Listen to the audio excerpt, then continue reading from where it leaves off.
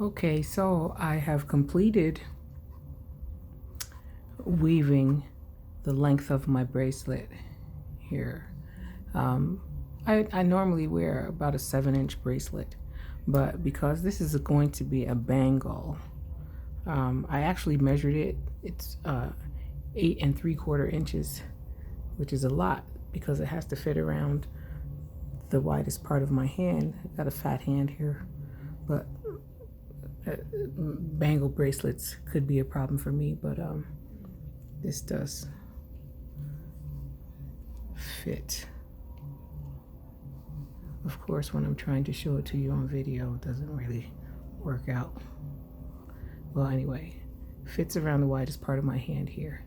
And what we're gonna do is we're gonna zip it up and put in the last little embellishment that's missing.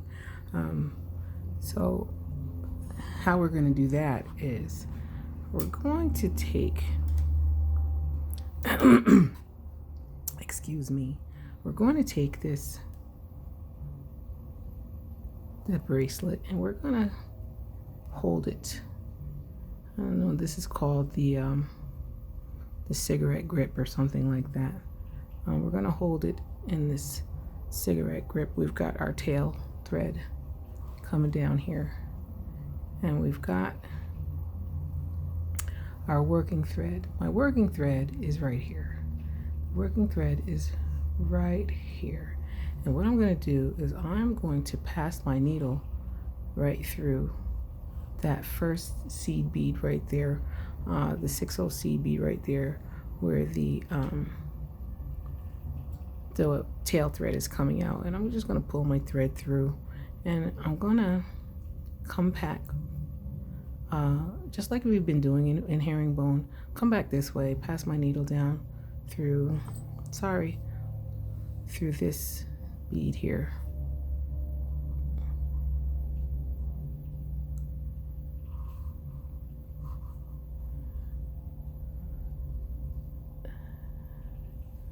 Of course. All right, let's try it like this. Pass it down so that, I guess it doesn't really matter. Okay. All right.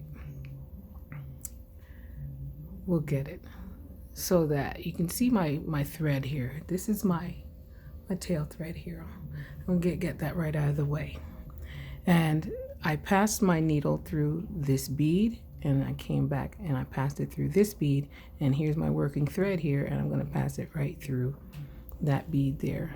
And when I pull my thread, it pulls it together. It's seamless here. And what I'm going to do is I'm going to reinforce that closure just by passing the thread through again. And you know, you can keep, I am very sorry about that. And you could do it a few times. You could pass through a few more, and go back up and pass a few, you know, this just to secure this connection. But within your passing, don't forget, we're gonna have to add our little embellishment seed bead. So we owe one right here. Put it there. And it would help if I was in camera, wouldn't it? And of course, you see what happens when I'm trying to work on this. We have a little error. We have a little error.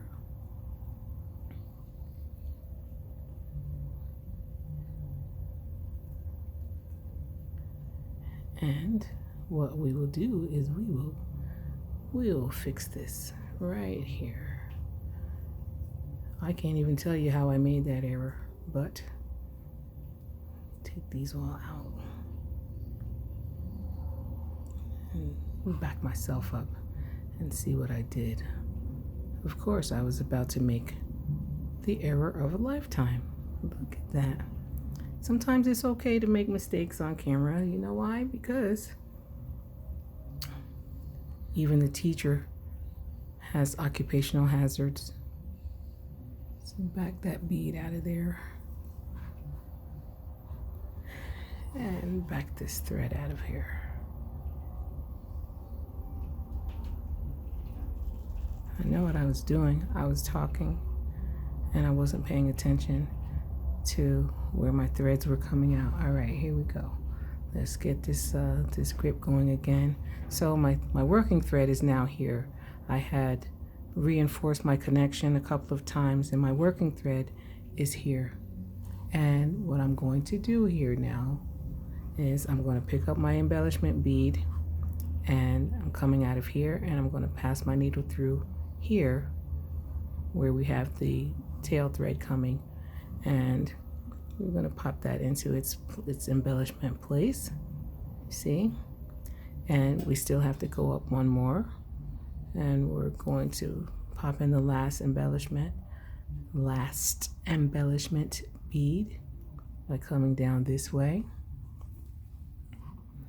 and you pick up an 11-0, and we're going to pass that bead, my needle right through there.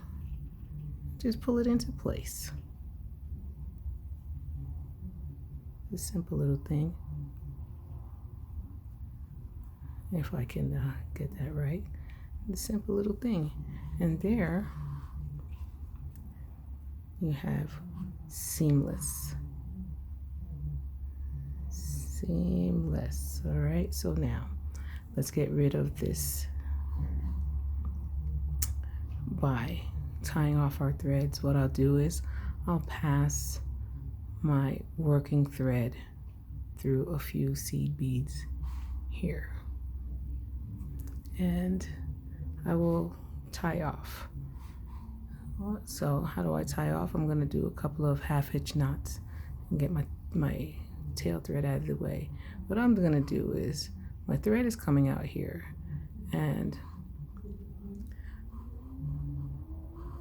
I'm going to pass my needle up under the thread that makes the connection here, and I'm going to pull up a loop. And then the loop doesn't have to be that tiny, but what I'm going to do is, now that I have my loop, I'm going to pass my needle through it once, twice, and I'm going to pull that knot right between those two beads right there. Pull that knot right there.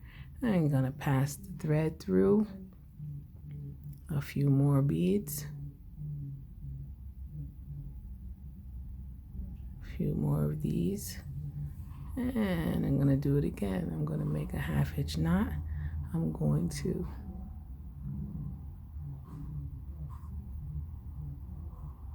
pass my needle up under the thread there between those two beads, make a small loop, pass my needle through the loop once, twice, and I'm going to pull the knot right between those two beads right there. Okay, one more time, pass the needle through a few beads, and I'm going to pass my needle up around this thread here that holds that connection. I'm going to make a small loop, pull up this loop. I'm going to pass my needle through the loop once, twice, and I'm going to pull the knot right there between those two seed beads, and I'm going to pass my thread needle through a few more beads, and then I'm going to nip off my thread here,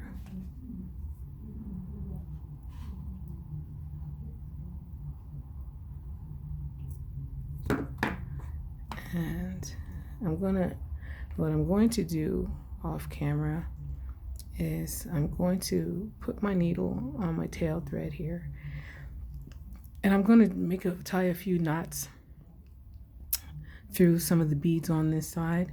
But in the meantime, that is the end of your little simple herringbone bracelet with the little embellishments. You could do this without embellishments. You could do this with different size beads, and it fits pretty cute. pretty cute on my hand. It'll come down because I got this thing going on, this discrepancy with the fat hand and the 7-inch wrist. It's gonna look a little funny. I try to stay away from homemade bangles unless I'm using something stretchy, but this is a cute little bracelet that anybody can make, it beginners and seasoned alike. So I hope you enjoyed this video, and hopefully I'll get to make another one sometime soon, and I will see you the next time. Take care and stay safe.